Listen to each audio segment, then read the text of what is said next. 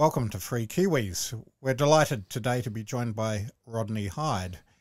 He's a household name here in New Zealand for all sorts of reasons. And what many people probably don't know about him is that he started out, well, I think, Rodney, you did a degree in biology. Yes, I did. When you were a youngster, and then you went off to work on some oil rigs in Australia. Is that right? No, the oil rigs were off Scotland. Oh, Scotland, right. Yes, I worked on the Ninian Central, which was halfway between Scotland and Norway, probably closer to Norway. And but we flew out of Scotland. We'd fly to Scotland to the Shetland Islands, and then out onto the Ninian Central by helicopter. And then I shifted from the oil rig, and I worked in the Shetlands on a gas stripping plant that they were building then. And I worked there for 18 months, 2 years. And it was all part of my OE. But the funny story is that I went off, I was a committed greenie. Oh, yeah. And I went off and I did everything that I could in biology. So I did all the stage 3 or 4 papers that you could do in botany and zoology rather than doing honours, except parasitology. I couldn't fit that in. Oh, yeah. And then I got my first ever job as a sort of junior working data collector scientist with the New Zealand Forest Service. And I was so excited. And we went we were on the West Coast, and we were measuring the regeneration of native trees. And it meant, stumping through swampy bush, counting the trees that were coming through and their height. And it was painfully obvious that even trees that had been clear felled were regenerating at a great pace of knots. But no one cared. And the scientists that we were working with were very cynical, because basically it was going to be a political decision not to ever log trees, whether you could do it sustainably or not. And that just filtered through, that no one really cared about the results, that the decision was going to be made politically, which it was, destroyed the West Coast. So there's no need for it. So you're saying, so your impression was that they were cutting down these trees and they were regrowing faster than they thought. So is that something that's been followed up? Like if people... No, they banned all logging. Oh, right. Okay. And it filtered through that no one was interested in the science. This was 1978. Oh, yeah. And the feeling of wasting your time working for the New Zealand Forest Service, I hadn't realized I'd never worked for bureaucracy before. And I got so disappointed because I looked at these scientists and I thought, I couldn't do this job. So I immediately made the decision to quit university and head overseas. So I found, sorry? Did that change your political perspective back then? I mean, you said you were a greenie at the time, a committed greenie. Maybe you still are, for all I know. But that experience of the cynicism about the political decision that was taken to ban logging in the face of, what you were seeing down there on the ground, how did that affect your perspective on politics? And I had no interest or political philosophy. Right. At that time. I think I was genetically disposed to being an individualist. And I mean that genuinely. I think it is a genetic thing, because when I came across my first free market books, it was like coming home, and I just loved it. And I knew this was right and the truth.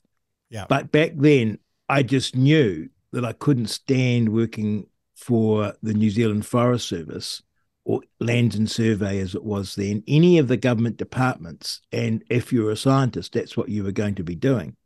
And so I was bitterly disappointed, because I knew I couldn't work. They weren't productive to me. And so I just quit. Yeah. And I went off to see the world, ran out of money very quickly, and was fortunate to get work on the oil rigs and in the Shetlands. And I enjoyed it immensely. Because you would work, earn a lot of money, and then have a pretty wild week in London. And I might have a few drinks for a couple of days, but then I'd take in the culture. And so I'd go to the ballet and the orchestra and the plays. And I loved it. And then I spent a year coming home on my own. And I decided that I would do resource management or environmental studies at the Joint Centre for Environmental Studies. And I still thought we were suffering pollution. I still thought that there were too many people in the world. And I still thought that resources were finite and that we needed to do a much better job at looking after the planet. And that's why I thought I'll do a master's in environmental studies and do my little bit to save the planet. So was this before you read The Free Market Economists? Or Yes. Yeah. Okay. Yes. In fact, I had no interest in economics. My whole interest was in ecology and ecosystems, science and biology. And I hadn't read any economics outside. I think we did a little bit at school. And when we did, it was called a Master's in Resource Management, and they had a great economist called Basil Sharp teaching there, and he was great. And he introduced me to economics and cost-benefit analysis, sort of welfare economics, and I enjoyed that immensely. But it didn't change my view. I was viewing economics as a public policy tool. So it would help you decide, if you like, the best policy that government should do. It never occurred to me that you'd have a free market. Right. I just couldn't see how a free market could ever work. Well, I suppose, you were born in the late 1950s, and then 56, yeah. Yeah, and so you lived through a fairly socialist period during your childhood in New Zealand. I myself was a child of the 70s, and I remember the Muldoon era. Yeah. And it's interesting that he was from a nominally centre-right party, and yet he was possibly the most socialist prime minister we had, at least until the current mob. Oh, without a doubt. Yeah, no, without a doubt. And the funny thing is, what converted me to the free market was Karl Popper. Right. Because one of the projects that we were doing once I graduated with my master's, and then I was fortunate enough to stay on tutoring and doing a little bit of teaching at master's level in environmental science. And using economics was like a big deal back then, and looking at environmental questions, and in the civil service probably still is, given how rotten they are. And we were doing work for the Ministry of Energy. They contracted us to look at the optimal depletion of coal at Huntly and how you would think about that. And that involved using computer models. What do you mean by optimal depletion? Well, if you've got a set amount of coal, yep, how quickly should you use it? From using welfare economics, that was what was being looked at. And I couldn't understand these computer models. It was all very new to be using the computer models. We were still using cards. Right. And I kept asking, how do you know what's the best model? Because it occurred to me that there's all these different models that you could read about in the literature, but what made one model better than another? And I couldn't sleep thinking about this, because it wasn't like a big question to people. But they said, oh, well, you go away and have a look at that, as part of this project. Yeah. And so what I used to do in those days, I was completely ahistorical. So if I wanted to find out something, I'd just get the latest papers or the latest textbook and sit down and read that. I didn't care less where the ideas came from. I'd just read the ideas. So I got all these books I discovered on the philosophy of science and started reading them. And I quickly determined that Karl Popper had it all wrong, because this is what these textbooks had said, and that he had a very stubborn view of the world and was very emphatic and it was more complicated and they're more nuanced, and we were more sophisticated. And so I was reading all of this, and I thought Milton Friedman's idea of methodology, his positive economics, was screaming nuts, which troubled me deeply because the guy was a genius. But his idea that an economic model was good if it predicted well just struck me as stupid. What do you find stupid about that? Because I was going to say, isn't that how they actually determine which models are better? That they look at how it stands up against the empirical evidence? No, because almost there's an infinite number of facts. So there's always facts that will confirm any model. So well, it depends what the output of the model is and what data you're measuring to compare it against. What I think the big flaw in a modelling approach is, as opposed to a theory testing approach, which is more of a Popperian thing, the problem with the modelling approach is your choice of parameters, which I think is a different way of saying as you asked, what is the best model? Yes. And you may recall von Neumann, he made a quip about modelling. He said, if you give me 4 free parameters, I can fit an elephant, and if you give me a 5th, they'll make him wiggle his trunk. Yes. And there's a lot in that, because you can always add parameters in order to better explain the data. It's totally true. So you can take a finite amount of data and fit any model. Yep. Many models. If you're willing to have enough parameters, and you don't need many. As von Neumann said, you don't need many. No, and so anyway, I was struggling with this, and I was in the James Hite Library at Canterbury University late one night, and I looked across, and there was a book lying there called The Logic of Scientific Discovery, and I thought, oh, how interesting! This is Karl Popper's book, and I started reading it, and I couldn't stop.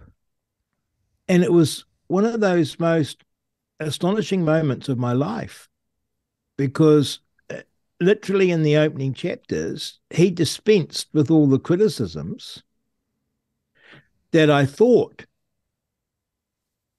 other clever people had come along 50 years later and dealt him a death blow. Mm-hmm. And that was a huge change point to me about whenever I learn something now, I trace the history of the idea, and in that Popperian sense, the problem they were trying to solve. Yep. And I fell in love with reading him. I read The Open Society and Its Enemies, which, funny enough, was written at Canterbury University. Yeah. Which completely changed me, and realizing that what we should be doing in public policy is experimenting rather than trying to come up with the one optimal depletion model, if you like. Mm-hmm. And then as I worked my way through this, I came across Hayek. And I realized, first of all, that the greatest experimentation engine that we have is a free market, because it generates more experiments than any other system, and it is extremely good at weeding out failures like nothing else. And so you should always have the free market from a philosophical point of view, in search of knowledge, because multiple experiments doesn't work, it's gone. Yep. As compared to the only alternative, which is government policy, which can never admit fault. Yeah. At the same time, I should say, I was very conscious. It's a very funny story. I hope you don't mind me burbling on. Please do. It's a very funny story is that I love trucks. I grew up in trucks. My father was a truck driver, and I could drive trucks before I can never remember not being able to drive a truck. And I was always around trucks. And I would always drive trucks at the weekends and the school holidays and the university holidays. That's what I did. And I was always amazed that I was useless at it. And these guys who, could hardly string a sentence together were superb truck drivers. Mm-hmm. And they'd drive across the paddock and make it across. And I'd have a go and I'd get halfway and I'd get stuck. Right. Or I'd be trying to back a trailer and take 3 goes and they'd do it in 1 because they were practiced and experienced and they were better than me. And it kept me extremely humble about the practical world. And you'd go to farms and you'd see what a farmer was doing. You think, God, that's amazing. He knows to do that. And then I read Hayek's The Use of Knowledge in Society, which I'm trying to think was written 48, maybe. I can't remember. I got it 45. Sounds about right. I don't know, but yeah. And I read that and it completely blew me away because it seemed right that this price mechanism is magic. I think he used the word, was it magic? He used some word like that. Well, I'll tell you what I think it is. I think it's the power of a distributed network. Yes. You know what I mean? So, and absolutely. I'd be interested in what you think about this idea with your biological background. It seems to me that it's picking up on a lot of the same advantages that biological evolution has, because that absolutely. is also a series of experiments, right? Absolutely. And most of which end in failure, but some of them end in great success. Yes. And we might also relate it to democracy. Yes, absolutely. And the nodes in that distributed network, whether it's an economy or a political society, are people. And yes. and so then if you have a free transmission of ideas and yes. and goods and money and services and so forth through that network, then it'll operate optimally. Yeah, so that's the parallel with democracy then, is that, as people feed in information about their desires and, what amount they're willing to pay into the sort of price mechanism, in politics they're feeding their preferences into a different system, which is voting, basically. So both of these systems are predicated on the idea that we need to know information about what people want and what people are willing to pay and things like that in order to come to good decisions for everybody, rather than just sort of sit at the top and say, I think it's going to be like this, which, as you say, there's all these sorts of practical things and sort of local know-how that we just can't know from the center. No, it's very difficult to know from the center. And the funny thing is about Hayek is I realized, the truth of that insight. And I'm ashamed to admit this, but it's funny. I went in with all my dollars and you had to pay for like a search. And I thought somewhere someone will have proved Hayek wrong. And I paid for this literature search off his original article. Yeah. And I got acres, but none of it proved him wrong. And I realized at that point that all my study to that point was wrong. What was that like to realize that? Oh, pretty upsetting. Yeah. And then I thought I would just wander in to the seminar room and explain to everyone why we had it wrong. And I'd go home at night and think, yeah, I just obviously didn't explain that very well because I didn't get the point across. And, I started writing stuff on, tradable water rights and how you do everything in a free market sense, and thinking that I was severely brilliant, not realizing that all this had been done, for hundreds of years. So was this in the 1980s when it? Yes. Yeah. So this is in the 1980s. So already the Longy government was in power, and the yes, Rogernomics was coming into play, and yeah. Yes, and of course that was, if you like, the daily. It was very exciting time to be a young policy wonk, because it was all happening around you. Yeah. And big questions were being asked. And then if you couldn't have a staunch answer, so the politics was almost educating us all, because the Rogernomics and the Longy government were having these arguments that no one had ever heard. You know, the idea of floating the dollar was just extraordinary to all of us. Yeah. And then, of course, you realize that everything worthwhile has this evolutionary element to it. So common law, obviously, private property wasn't invented. Money isn't something that's invented. Yeah. Language, words aren't something that are invented. And as you say, biology is the great example of this evolutionary concept. And so I became a great follower of what was called then evolutionary epistemology. And the great person that promoted this was W. Bartley III, who'd been a student of Popper and famously fallen out with him, and then got back with him and wrote some terrific work with him, and particularly some terrific work on the universities. And so this whole idea of how knowledge, and what's so brilliant about science is that we can generate ideas at an incredible pace of knots, because it's not a genetic thing. It's not tied to tradition. Yeah. You can just generate it. And if you approach it in a critical way with experimentation against objective reality, you can discard the crap ideas extremely quickly. And so that became not just my conception of science, but my conception of public policy.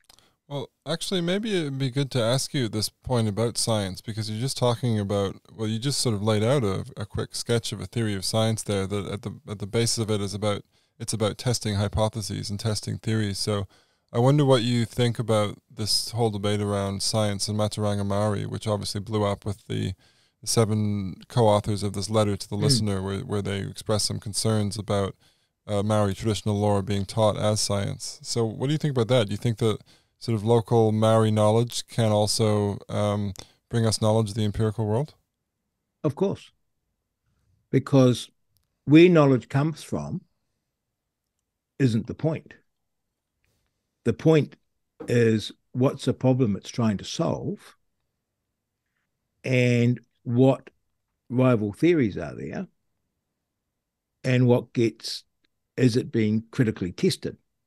That seems to me that's the big question, though, perhaps, because... Of course, because what the Matarangi science is doing is the opposite of science. And you can't have... because Matarangi Maori isn't a method. Science is a method.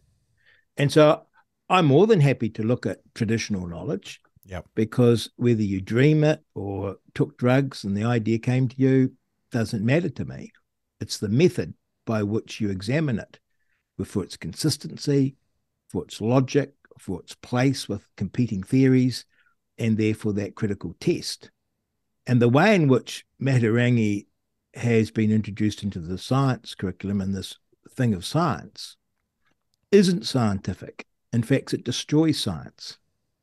And you either have science or you don't.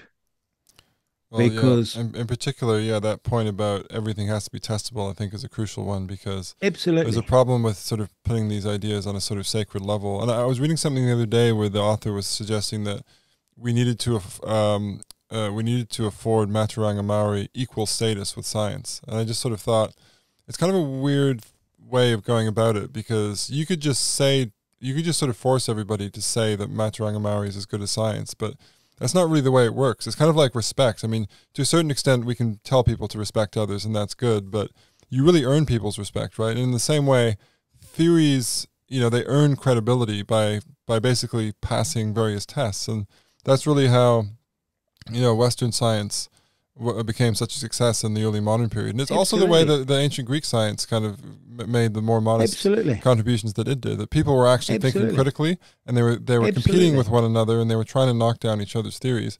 And theories that held up, actually, you know, that impressed people because it had gone through that process. So you can't really just say this is the way we should think about it, and then if people try and criticize it, you kind of shut them down. That No, doesn't actually work. It just in terms of trying to get people to respect that hypothesis, it won't work. I was probably being a bit flip when I said, you know, I don't care where the ideas come from.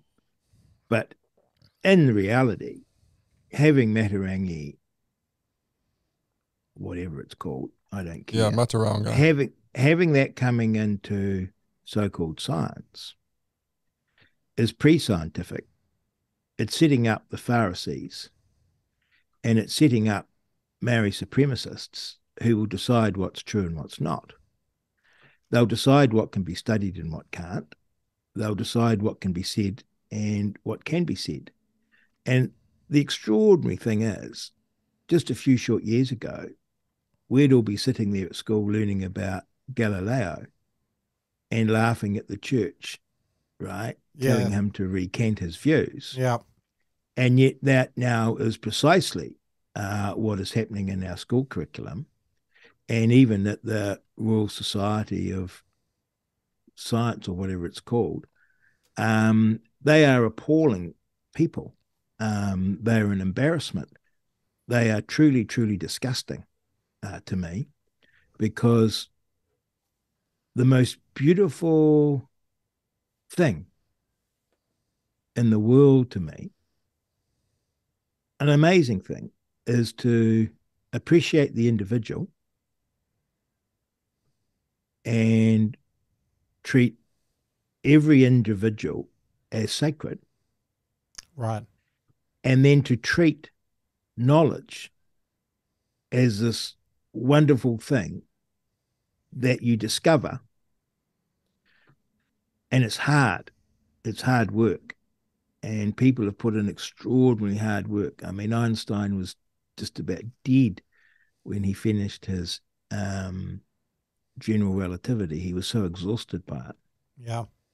And then we come along and just try and graft on this pagan, pre-civilized thinking and suggest that science. And of course, well, what do you make of the arguments? Because some of the advocates for Mataranga Maori say, well, you know, the Polynesians did this extraordinary migration across the Pacific, and they were able to land and find these sort of small islands in the middle of nowhere. And so, and I think we know a bit about how they were doing that. You know, they were using the stars and so on and so forth. So, do you not find that kind of impressive? I mean, that is some kind of empirical knowledge, right? I find it extraordinarily impressive. I find it extraordinarily impressive what all peoples have done down through time. And they had extraordinary knowledge. I never dismiss it. But I understand the distinction between science and the critical testing of ideas versus knowledge that's been stumbled upon through a trial and error that probably involved a great deal of death. Yeah. And I think this is actually the crux of the issue that we're facing with this debate, is that too few people do make that distinction or don't really understand it, including quite a lot of scientists. Actually. All of them. They don't seem to actually understand what the fundamental distinguishing characteristic of science is, which is what you just said. It is, and it's quite counterintuitive, right? And you get that when you read Popper. The idea of falsificationism is a counterintuitive one. The idea that you try to disprove things rather than prove them, and that you've got a formal method for doing that. And even the critics don't quite come out strong enough to me in how they should dismiss. You sort of got to do a bit of hand waving around, oh yes, no, it's special knowledge and it has its place, but maybe not here. And you don't realize what's at stake and what you're defending. Yeah. Because it is actually the sacredness of the individual and their mind. And it's the powerhouse of what feeds 8 billion people and keeps us in a standard of prosperity. Yes, it's interesting And to me that quite a lot of things that share that characteristic of having the, as you put it, the sacredness of the individual at their core are simultaneously under attack. yes, Science, free market economics, democracy, free speech, they all share this characteristic of the individual being the primary unit. Well, wait. I like the idea of the individual. I like the idea of individualism in general, I think. But so how are you guys relating that to science? That's why I missed a step there, I think. because you see, you don't anyone can have a breakthrough theory, right? It's not dependent on your credentials or your title. Anyone can have a great idea, and anyone can disprove a theory, and you don't dismiss knowledge because it came from an ancient peoples or because it came from a people who couldn't even explain how they got there. All right, so sort of all hypotheses are sort of equal, from at least at the beginning. Before you start testing them, then you might find some are stronger than others. And by the same token, everybody who puts forward a theory at the initial stage, at least, you kind of look at them as equal, and anyone might come up with a good hypothesis. And to use the phrase, it's the opposite of stay in your lane. Right. I should correct one thing, I think, or clarify one thing. I don't think democracy is a way of revealing preferences because the choices are so narrow. So even with our great MMP system, half a dozen choices probably covers it. And yet that doesn't cover all the decisions that a government's going to confront over the coming 3 years. And you can't amalgamate decisions, 40%, 50%, 20%, like manifestos. It just doesn't, it's not very fine grained. And that's a great thing about freedom in a free market, because I might have a very peculiar preference for what potato chip I like. And there might only be 20 of us. But what democracy so would you argue then that surely that would be an argument for more voting, right? More frequent voting, because then people would reveal their preferences sort of on an ongoing basis. No, you never can, because there's no price to it either. What the importance of democracy is this: it's the only system of government that we have that allows you to get rid of it without actually having to cut heads off. Yeah, that's Karl Popper's theory. That's certainly a big advantage. But I think, James, you might argue for a more fine-grained democracy as well. I've heard you. Yeah, no, I mean, that's basically what I think, that at the moment the reason that the preference or the votes don't really make a difference, or that they're so blunt, is because we vote so seldom and we have so few choices, as you say. But I think that's an argument for more voting. I mean, if you think that it's a good thing for people to be able to put their preferences into a system, whether that's a market or whether it's voting, then I think we should probably be voting more often rather than less.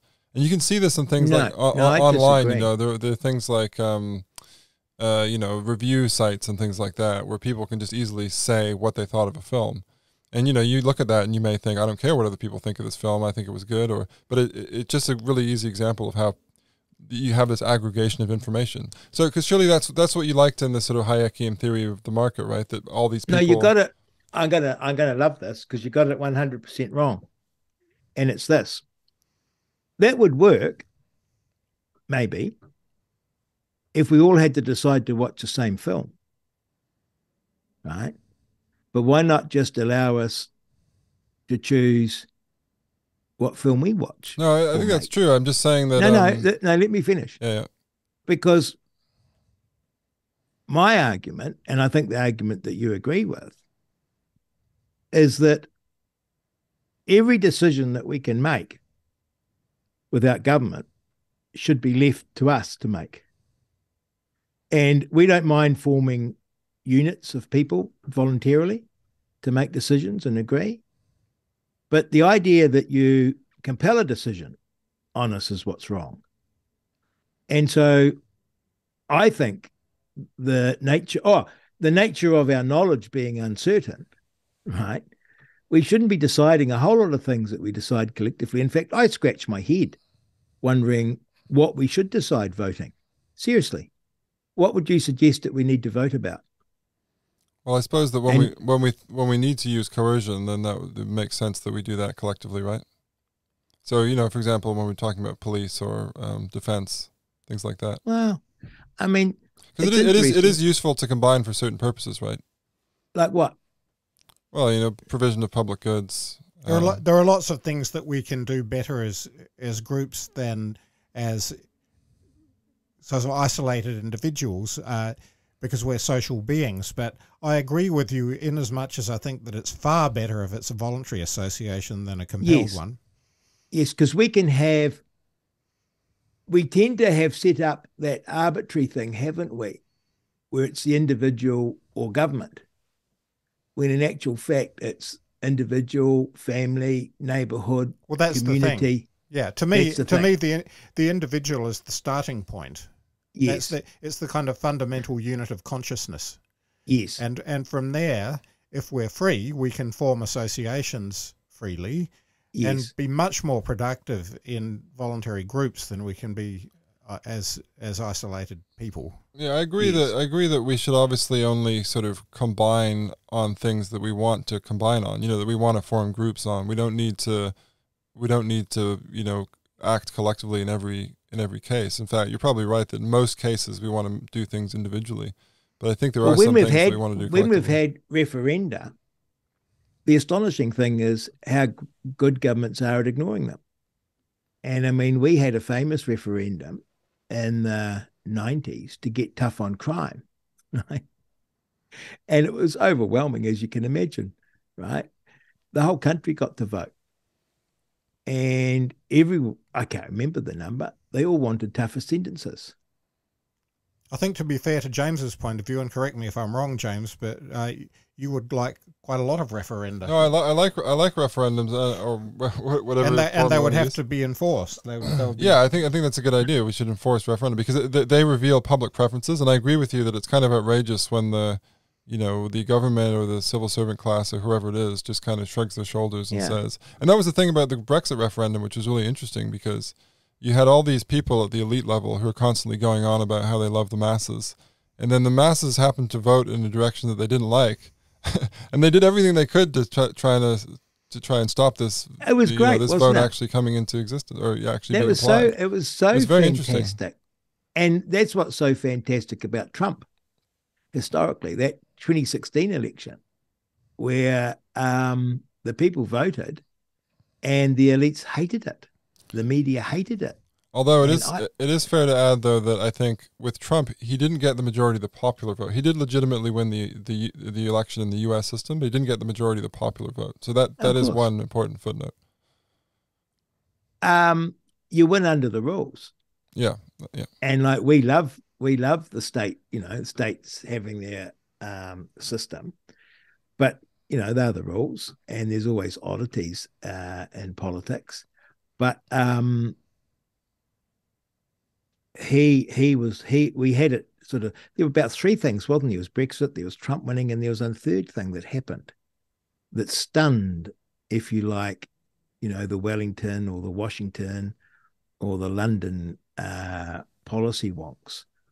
And I thought that was wonderful because I think our government has become so big and so all-encompassing in what it thinks it's appropriate to make a decision about. It's taken quite a surge in the last few years in that regard, I would argue. Yes, it has. And become disconnected. Yeah. And we need a sort of reset on all of that. Because what is clearly happening in so many areas is, if you take James's point, if you had a referendum, it would go down in a screaming heap. So what do you think would have happened if they'd had a referendum on the COVID lockdown? Oh, I think they would have voted for it. I think initially that would have happened.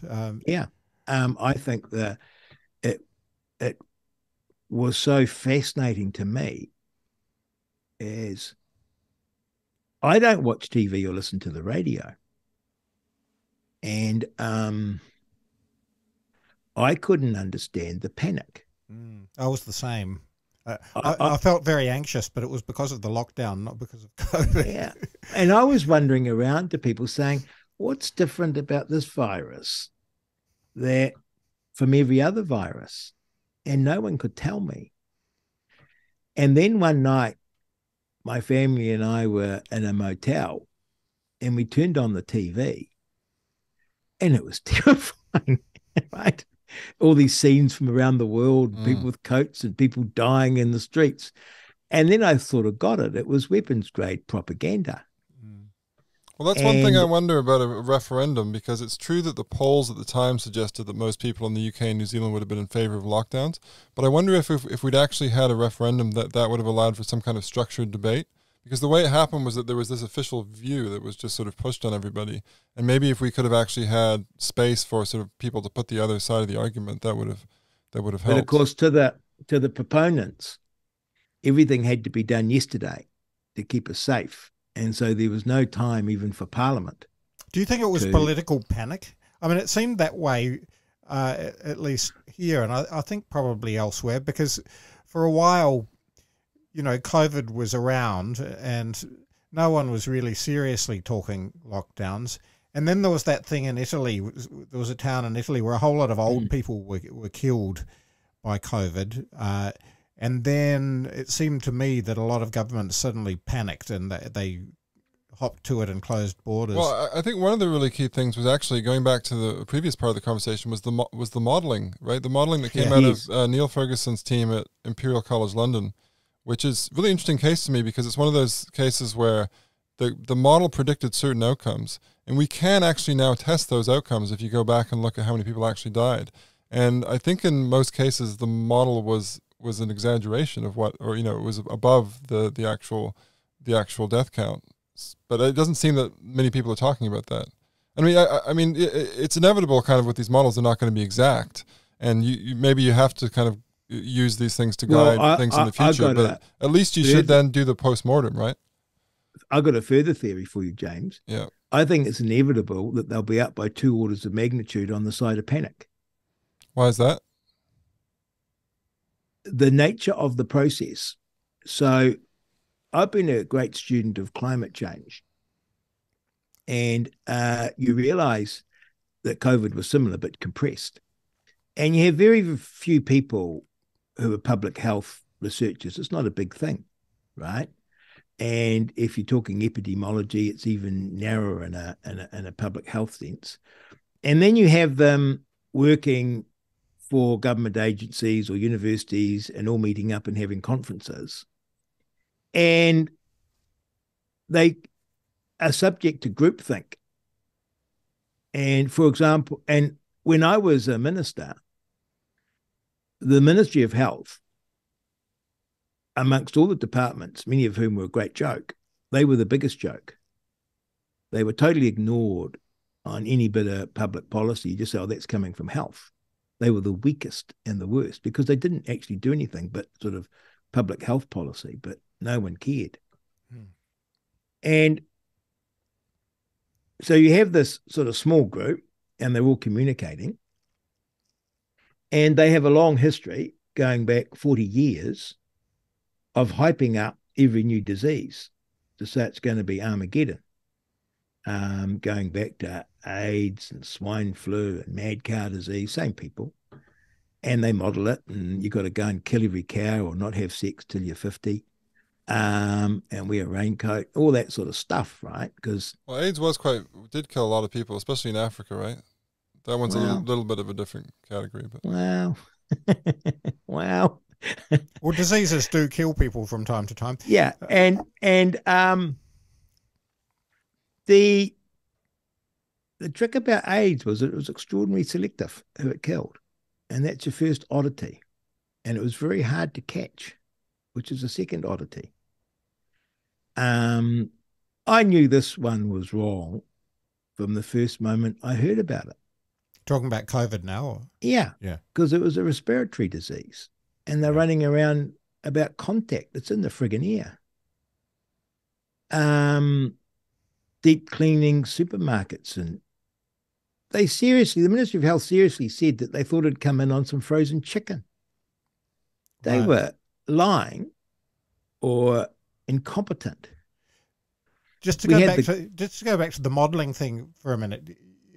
You said you knew from the very start that the models were going to create panic. Because it makes the researchers important and famous. So do you think that the researchers are manufacturing models that will come up with politically acceptable outcomes? No, I think they're going beyond that. I think they're modelling things to get noticed and get funding and become important. So you want to have spectacular predictions for your model? For absolutely. That reason. And also, we saw this with Michael Baker. We had hardly started on COVID, and he was already saying this is a great test run for climate change. Right, yeah. So he's already of a view that we should be shutting society down to some degree and taking tyrannical control. So it's Popper's point of the sort of philosopher kings, or the betrayal of the open society by intellectuals, because they've been studying away and they see danger everywhere. They have no conception about how an economy runs. And Michael Baker would seriously run New Zealand so we don't all get the flu. He has no concept of trade-off or of economics. They're appalling people to be commentating on public policy. It would be really good actually to get some of those people to speak now about what has actually happened, because I'm sure it was as clear to you as it was to me on day one of the first lockdown what some of those costs would be, both economically but also socially and psychologically for people. And one of them was, a lot of people were predicting that there would be inflation because the government was spending all this money bailing people out. And some of the response to that was, along the lines of this sort of modern monetary theory that, oh no, actually things have changed, or I don't know exactly what the theory is, but it's that massive spending that was flowing out. It was massive spending, so this huge sort of monetary expansion at the time when the actual real economy was basically put on hold, right? And that's the perfect situation that's exactly what you would predict that would cause inflation. And it has. That's probably not the whole story of the inflation we're seeing now, but it probably is some of it, right? And the New Zealand papers, it's amazing, the economy's holding up. And no one's going to work. Well, I know, funny enough, I know what their response would be, because I've been around these people a lot of my life, not these particular people, but these type of people, because they are wrong about the particular, but right about the general. So Jeanette Fitzsimons being my favourite example. She was a Green leader, and I'd known her for 40 years through the environmental movement. And she was always worried that we were running out of fossil fuels. And we had to shut down our economy because we were going to run out. And so we had to eke out the little bit that we had left. Suddenly, we've got too much fossil fuel and we have to stop using it because we're using too much of it and causing climate change. And so she can jump from one argument to the other, always convinced that shutting down the economy is the right answer, and that shutting down the economy is what's needed. And all these steps are an argument to achieve that. So my old environmental professors, I realized they would use any old argument that would advocate for central control. Right. I was going to say, you start with the conclusion, which is we need more central control, and then you interpret the situation to fit that conclusion. And you can see, if you like, the public policy intellects are always of a view that central control and shutting down industrial living is a good idea, and lockdown is a good idea. Could be for a virus, it could be for something else. I mean, and that exaggeration is a part of it. And I know it's going to be an exaggeration by 2 orders of magnitude, because it always is. I mean, that's an empirical observation. These people always exaggerate. Climate change, it's always an exaggeration. Well, I do remember in Bjorn Lomborg's book, The Skeptical Environmentalists, he has an interesting section where he talks about times in recent human history over the past few decades when people have worked out how much coal there is that we know of, how much oil there is that we know of. And then they say, okay, in 24 years, we're going to run out of oil. In 16 years, we're going to run out of oil. Or we're going to run out of coal. And in fact, there must be eventually a finite amount of oil and coal in the earth. Why? But his point is, well, I mean, the earth is only a certain size, right? It can't be infinite. But his point is that you know, the amount that we have now is based on the amount that we found. And when the amount that we know about goes down, what that does is it incentivizes all these people to find more. And so, in fact, what's happened over the past few decades is that we've never run out, partly because every time we look like we're getting low on the stocks, as it were. You know, companies go out there and they do more searching and they find more. Well, they invent new technologies like fracking to extract oil that they couldn't before, and so on. Yeah. Well, the key point here is Julian Simon's point, isn't it? That the infinite resource is human ingenuity. Right. That's right. And that puts paid to a lot of the old sort of Malthusian stuff, doesn't it? Remember, like the classic Malthusian trap is that, you know, as things get better, populations grow, and then we have a finite amount of food being produced, a finite amount of resources. But actually, as we've seen again since the Enlightenment, in the Industrial Revolution, we can actually have a situation where the population grows and everybody is richer. And that has actually happened, which is sort of miraculous, but it has. Yeah, and it's that funny idea that a resource is only a resource because human beings discover a use of it. And Maori, pre-colonization, had very few resources, right? And every year since, we've got more resources because you find more and more ways of using things. I mean, Maori, by the nature of the technology and understanding, used very little.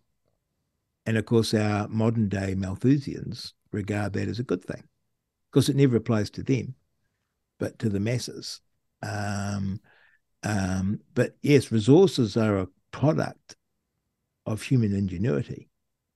And what it was just a pile of sand becomes a skyscraper and a computer chip.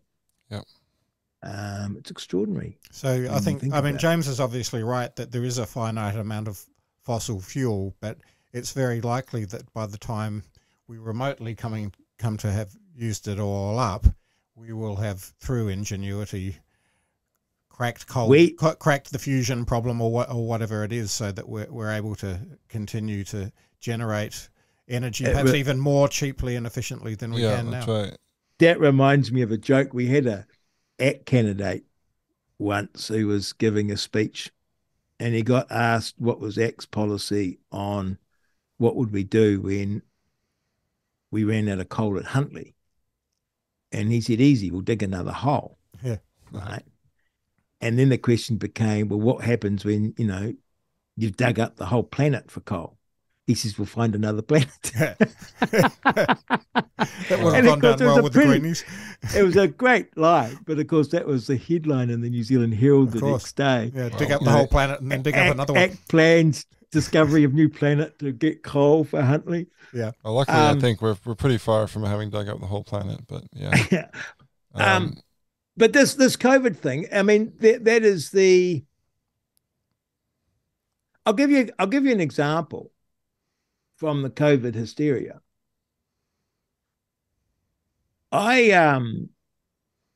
Nick Davidson, is it?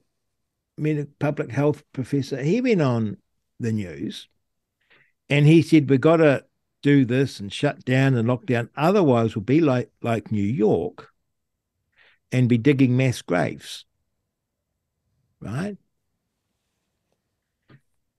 And mass graves were rare in the Great Plague because people tend to take great care about burying their family and friends. There were entire villages that were wiped out and there were mass graves, but it was not common. And the idea that New York would have a mass grave struck me as preposterous. So I dropped them a note, and he came back with a story from, I don't know, some newspaper about these mass graves. And it turned out that there was a mass grave that's been used for 150 years. And it's people who die homeless, and they have prisoners take them across to some island and to bury them. And it was true there was a higher death rate, but there was nothing odd about this picture of these prisoners. And the story started off that they were busier, going 3 times a week instead of twice a week. But it was not a special story about mass graves. And I confronted him with this. And if that had been me, just me as a private citizen, I would have died of embarrassment. But he was a public health professional, expert, commenting publicly on the New Zealand media, never blinked an eye. Well, this actually brings us to maybe the last thing we wanted to ask you about, which is this whole topic of so-called disinformation or misinformation. Because, I mean, you're a host on Radioactive, and I know that some people in the mainstream media have suggested that that's the source of disinformation and misinformation and malinformation. So how do you think about these issues? Oh, it terrifies me. It's reality check radio that I'm on. James is thinking of the old Victoria. I don't know why I said that. I know it's reality check. Student radio. Sorry, that was misinformation. Misinformation on my part. Well, there's no such thing as misinformation or disinformation. It's a central control propaganda tool. Goes back to the Popperian thing, doesn't it? You've got ideas that could be true or could be false, and you test them to find out. Yeah, and you don't dismiss or label information because ultimately it stood critical test or it hasn't. And if it hasn't stood critical test, it's false. And if it's withstood critical test, it's provisionally true. And that works for physics and every other piece of knowledge that purports to be scientific. And you can't sit there and say, that's misinformation. Now, what was truly scary about COVID was people presenting themselves as scientifically informed and being emphatic and dogmatic about things they clearly could not know. As soon as you see that, you know they're lying or they're incompetent. Or they're trying to aggrandize themselves. Yes, or they're dishing up propaganda. What do you think they couldn't possibly know? Just the course that the virus would take in the future? No, I think that was clear. We knew that. There was nothing odd. There was nothing odd other than that it was clearly manufactured in a lab. There was nothing odd about that virus that made it stand out to any other virus, which we've been confronting since before there was, cells. But they did their modeling. I mean, I sort of think there are lots of limitations to these models, as we've said before. But I think that people like Neil Ferguson, I think they got themselves into the situation where they were using particular assumptions and particular parameters. But I think they were getting off on it. They were. Well, they probably really believed it, though, didn't they? No, I mean they could be that stupid. I think that there's a kind of epistemic position where you don't examine deeply enough to decide whether you really believe it or not. Yeah. It's that thing that you said before. You've got a conclusion which you're politically committed to, or committed to for some reason. And so when you create your model or make your argument, you're always working from that. So Yeah. the question whether at bottom you really believe it or not doesn't actually occur to be asked. Mm. And then when you lock down with and no regard to the costs of that and no understanding of actually how does that stop the spread of the virus, with no care for the essential workers, right? Was there a massive death rate in people working in supermarkets? You know, it was so transparently wrong. You know, this magic of 2 meters, again, when it's a respiratory virus, that was clearly false. The thing that I found really fascinating about that was that there was a difference between the first and the second lockdowns in terms of what the big messages were. So in the first, it was, you know, social distancing, keep this far away, and everybody would be totally paranoid about that. And you know, I'd be out having my walk, and you know, there'd be someone coming past me, sort of, get right out of the way. You know, you can't possibly come within 2 meters or you'll be dead. And then second lockdown, that wasn't a thing anymore. It was masks. No. You've got to have your mask on, or you're. And of course, it's an aerosol. It's an aerosol, right? It's just wafting around. And being inside's the dangerous bit. Yeah. Well, and then the other thing they clearly couldn't know was that the vaccine, so-called, was safe and effective.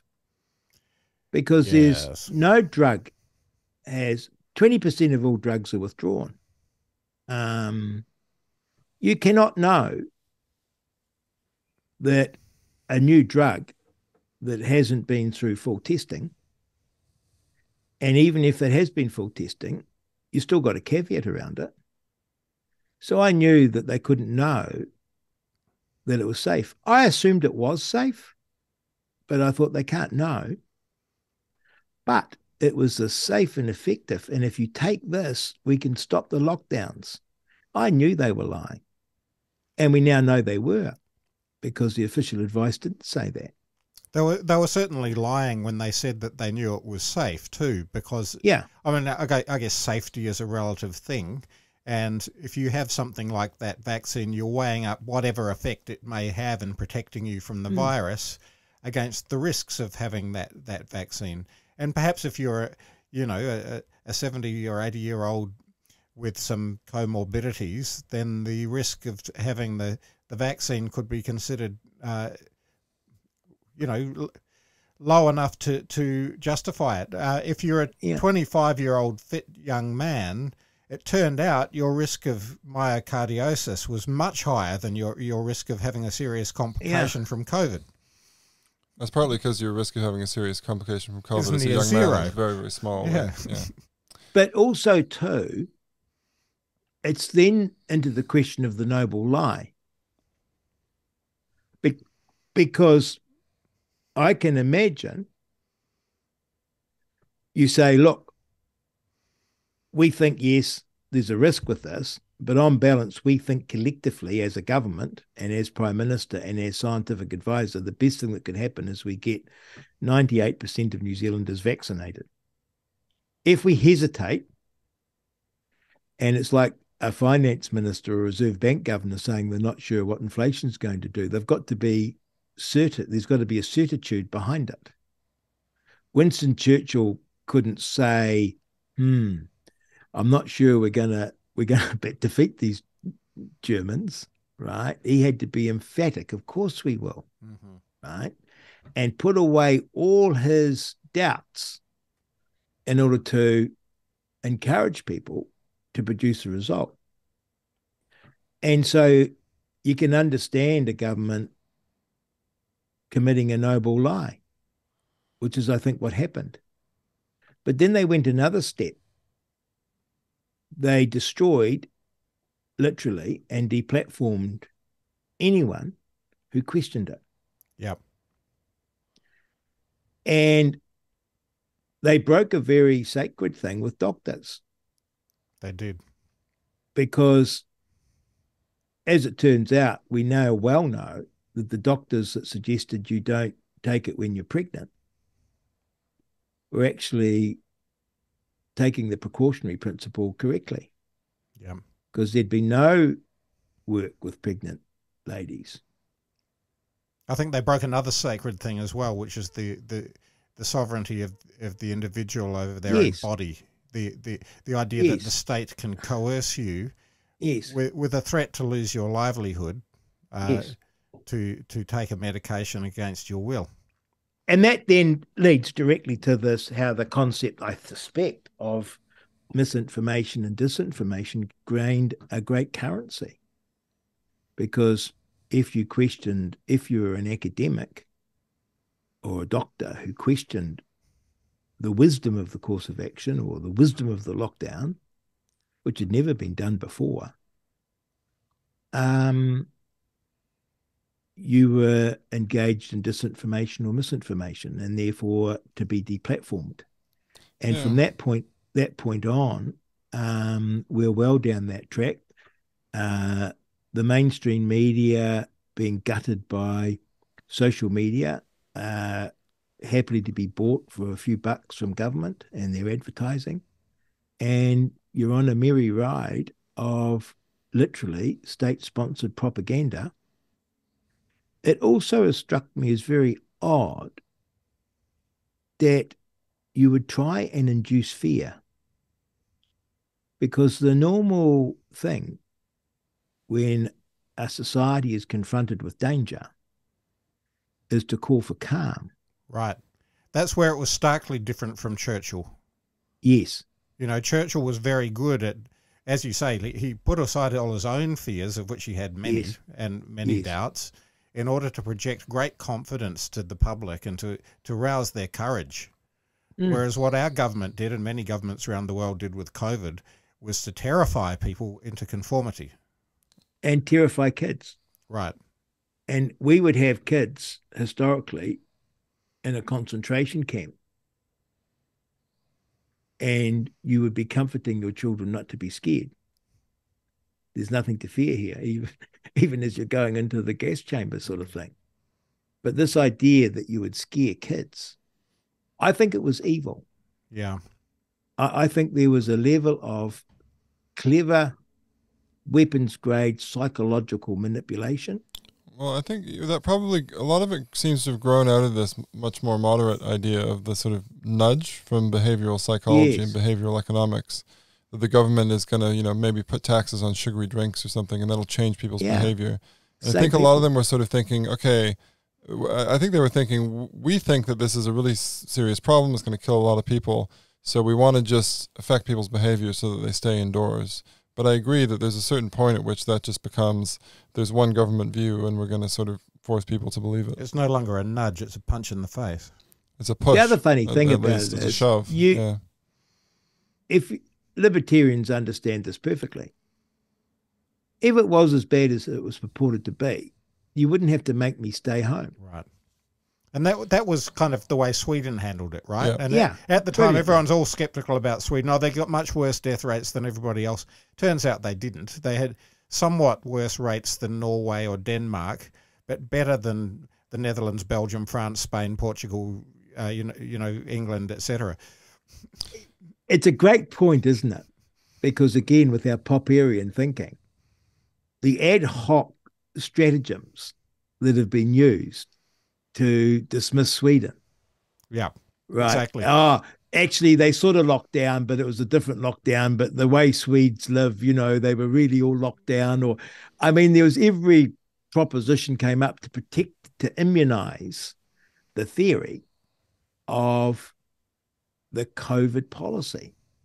There was no, and still to this day, and we'll never, I don't think it'll ever be resolved. I think it might be in a generation or so when some historians are able to look at it without the kind of vilification and all the bullshit that's gone Things down. need to cool down a bit before I think we can think about it sensibly. But the thing is, going back just finally, I guess, to the disinformation thing, I just find it a little bit strange. Like, I know that people think that, ideas can cause harm and they can lead to sort of widespread misunderstandings or something, but the way I was brought up to think about it really in the education system is just that people have different views and they're entitled to have different views. And I just don't really understand how it helps to kind of shut people down and threaten them and cancel them, because that usually doesn't change their minds. And also it doesn't really give you a chance to interact with them. And maybe you can change their minds, or maybe you're wrong. I mean, we in the course of this conversation have had little disagreements. As you said things, I thought, I don't know if that's right. But my inclination there isn't to say, let's cancel Rodney. My inclination is to say, okay, this is what I think about it. Here's some evidence on the other side. And then that just seems much more civilized and a much better way of going about it. Yes, but that's because you and I and Michael are, to use Prof. Rata's phraseology, are individualists who are universalists. And what we're dealing is with people, to put bluntly, are tribalists. And you're either my tribe or not.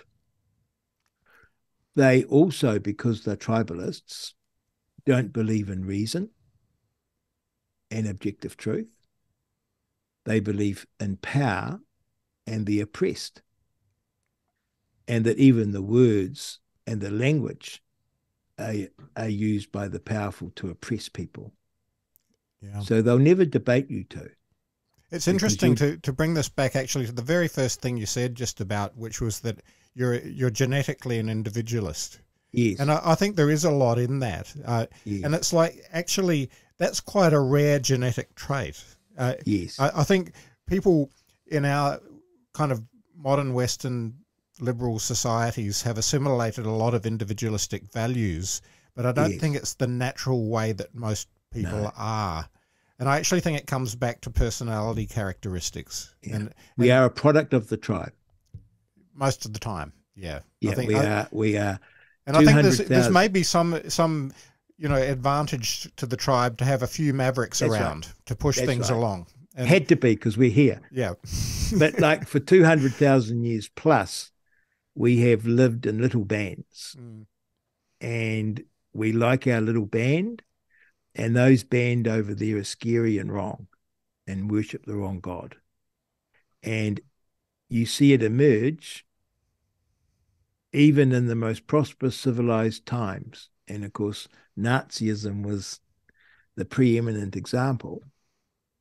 But we're seeing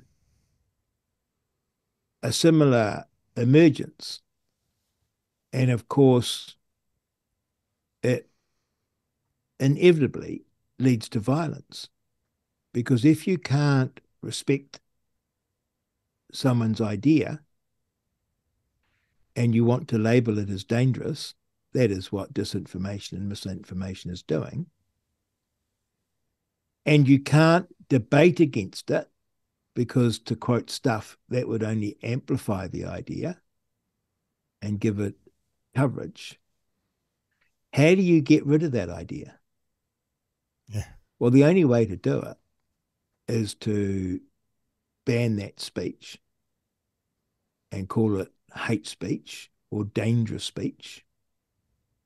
And ultimately, the only way you can stop that dangerous speech and hate speech is through violence.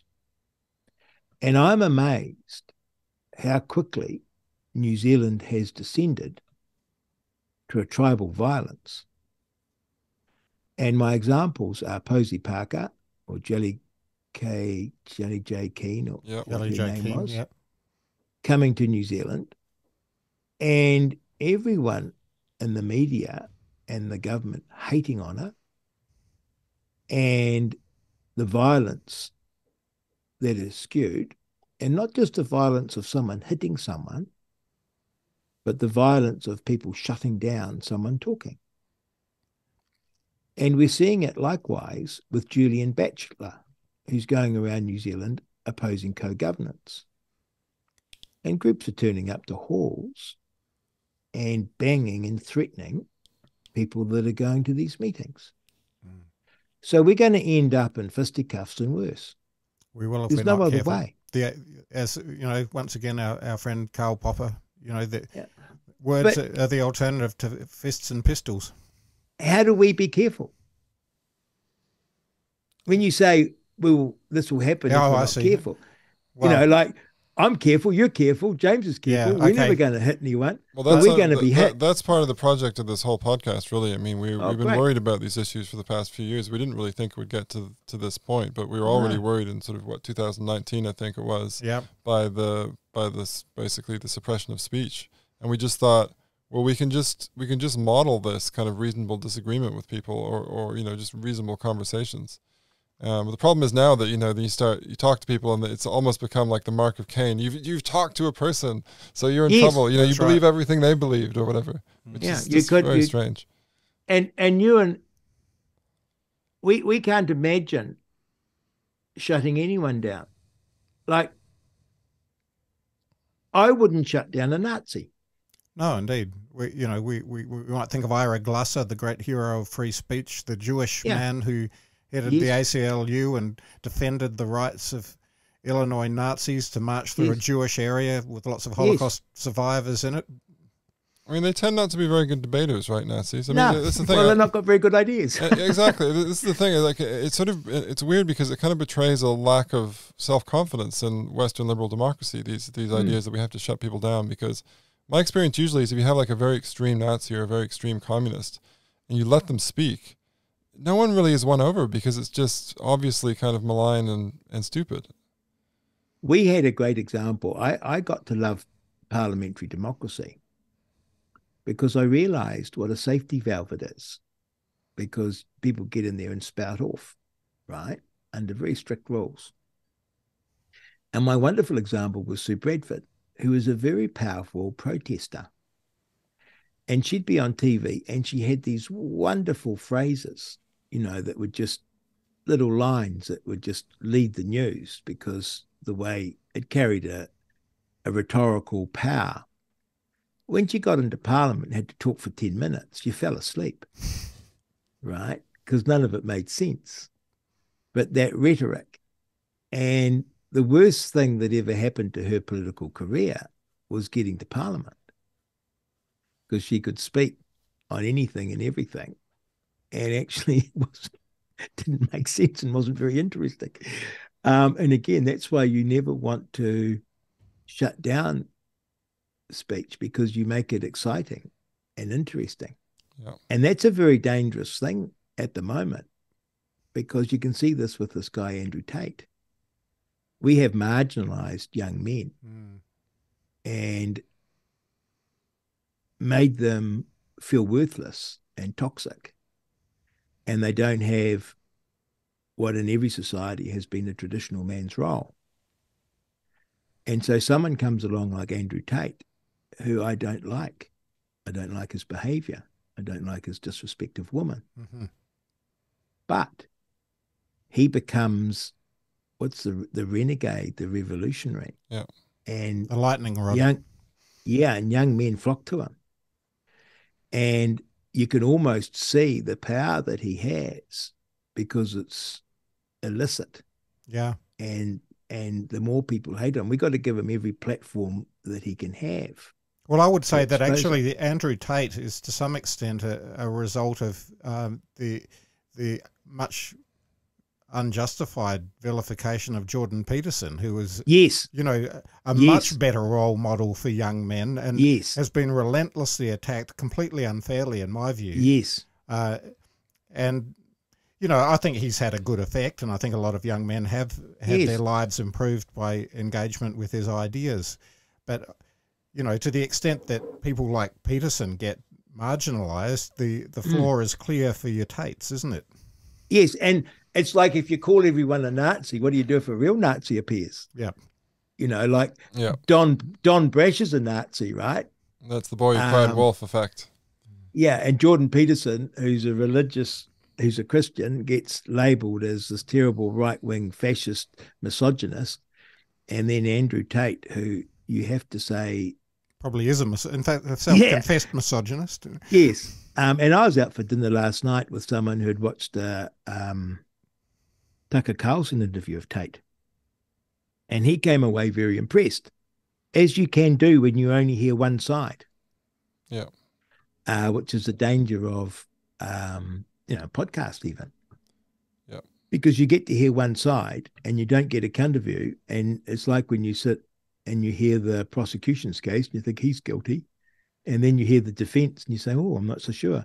Well, that's the problem with nowadays as well, is because, we actually invited a couple of people who we would describe as kind of woke but reasonable. So quite sort of radical, progressive in terms of their social views and their cultural views. But we wanted to kind of talk to them, and they said no, I think because they got scared off because we're a free speech podcast, which is very bizarre to me. But so we're going to continue our search, I think, for someone on that side of the aisle who would be willing to come on.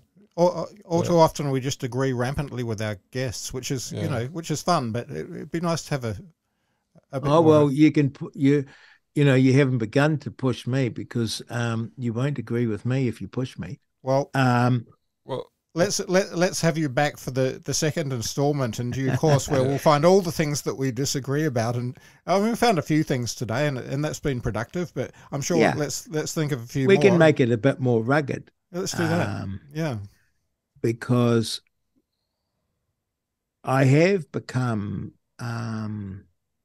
quite hardcore, and like you. I'm very, very disturbed about where we're heading. And when I say I mean the world. Yeah. All the institutions that I thought would protect us have failed us. Yeah. And it's very worrying because it seems like, and it's in the countries where free speech and liberal democracy first kind of came to the fore and were most sort of ardently championed. Canada, New Zealand, UK, the US, those are the places where it really seems to be undermined. I mean, of course, obviously, countries like China, actual autocracies, freedom of speech isn't good there either. But when I was growing up in the 90s and early 2000s, we always kind of assumed, oh, well, there's the free world, and the free world will always be in favor of free speach and things. And now I'm not so certain about that anymore. So that's the problem. Anyway, I should probably go. I mean, yes, got a report to tidy up that I'm co-authoring with Michael. But it's been an absolute pleasure, Rodney. It really has. And you're kind. We will have you back. I love it. We've had Elizabeth Rata twice, so you can be the second guest to have a return. She's wonderful. Episode on Free Kiwi. Oh, she is. She's a national treasure. Yeah. Thanks very much, Rodney. That was super interesting. Good to talk to you. And sorry, I got the name of your radio station wrong, even though I know it. That was stupid. Misinformation on my part. Reality Check Radio. We'll put a link on the There you go. Well, good work and keep it up. And you just have to say the word, and I'll be back. If you don't have me back, I'll assume your listeners didn't approve. I'll be deplatformed. We'll cancel you. Cheers, Rodney. Take care. Bye-bye.